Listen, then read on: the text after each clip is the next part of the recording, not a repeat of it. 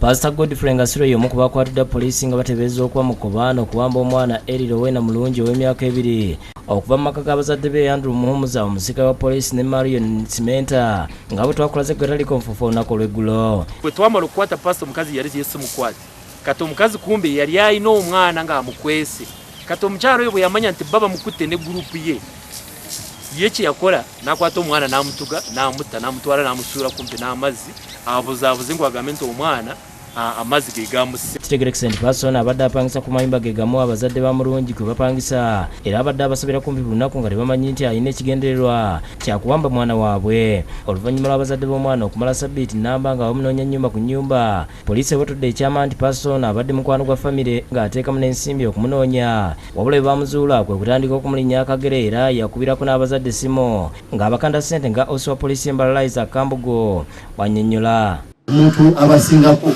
wedda abawabula nti mukole kino mukole bwemuti kubanga omuntu ofunira amagezi from day 1 olwokutaano obudayivatinga abantu abatandise okusaakinga buli nnyumba ate obajje ku mulamwa kitegeeza wabeera waakoze eki akulabudde akukokinga.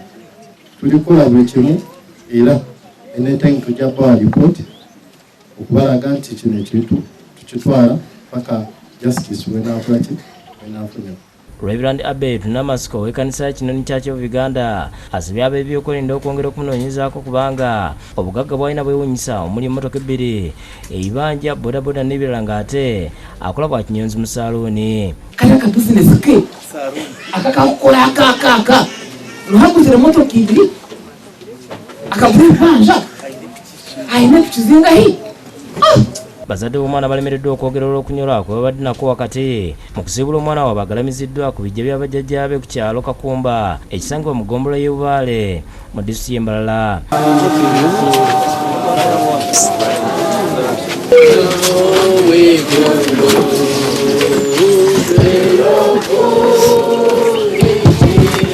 Boba Pastor abegattira mu kibiina kya National Fellowship of Born Again Pentecostal Churches bakedde ku poliisi okubategeeza nti Pastor Godfrey Ngasiro si musumba wabula abadde abwerimbikamu n'okubba abantu. Oyo omusajja Godfrey eyassa omwana si pastor tetumumanyi kubanga tulina database y'aba pastors Mbarara district ate n'ekirala tulina leadership up to the grassroots once.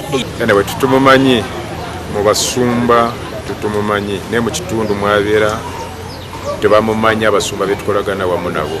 Bakkiriza nti waliwo abantu bangi abagenda babba abantu nga bayita bapasita naye nga tebalina masinzo obasange wadde ebiboogerako.